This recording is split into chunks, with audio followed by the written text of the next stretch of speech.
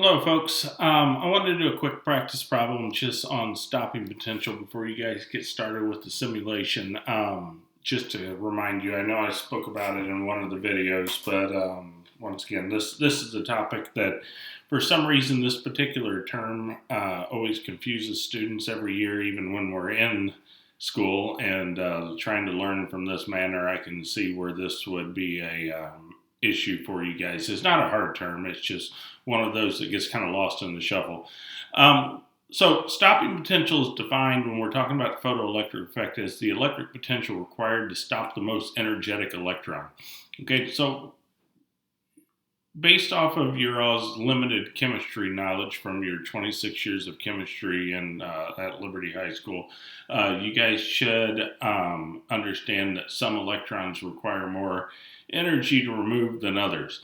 So when the light is incident upon a photocell, there's going to be electrons moving that are some of them are faster than others because some of them have a greater work potential or work function than other electrons. But the most energetic electrons are going to create the current. So this is the energy needed in order to stop this. So basically, the kinetic energy maximum is just equal to the electron volts. So if we convert kinetic energy to electron volts, then this gives us the voltage, and that is the voltage needed to stop the electrons from flowing. Okay. Now, another thing I forgot to mention earlier, this EV equation for electron volts, this is just QV. We learned this equation all the way back in Unit 3 when we were talking about electric potentials.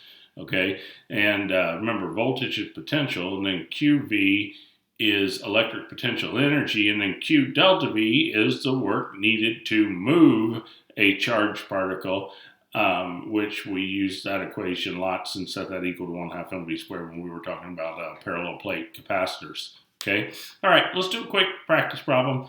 And that way you guys can see kind of the next step in this, and then that's going to be it for the videos for the week, I hope.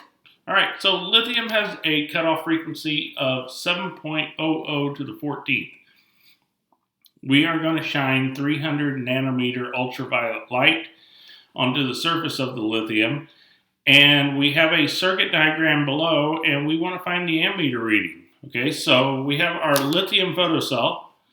We have our light incident upon the photocell, and then this is one of the electrons that is ejected. Obviously, there's going to be a stream of electrons that is ejected from this surface, generating a current that flows through this resistor of 4.5 ohms. Okay, so we are wanting the current. So the kinetic energy maximum, remember, is equal to HF minus the work function. Okay, the work function, remember, is equal to H times the cutoff frequency. So, sorry for my squiggles. I was running out of room, so I had to redraw it. The kinetic energy maximum is Planck's constant of 6.63 to the negative 34th times, and I'm sorry, this is small, but this is 3 to the 8th over 300 nanometers because frequency is C over wavelength. And then minus the work function, so I'm going to go minus 6.63 to the negative 34 times 7.0 to the 14th, which is the cutoff frequency. All right, and this gives me a maximum kinetic energy of 1.99 to the negative 19th joules. So what I want to find is the voltage needed to stop those electrons, or the voltage generated by those electrons. So all I'm going to do is convert joules to electron volts. The 1.99 to the negative 19th joules equals 1.6 to the negative 19th times voltage. So obviously we're just dividing by 1.6 to the negative 19th, and we get a voltage of 1.24 volts. Then all we have to do is use Ohm's law equation. Current is the EMF generated by the flow of the electrons divided by the resistance, and we get approximately 0.28 amps. All right, well, that is it. So this shows you how to find the stopping potential. And once again, the whole purpose of these photocells is to generate a current. So that is all for today.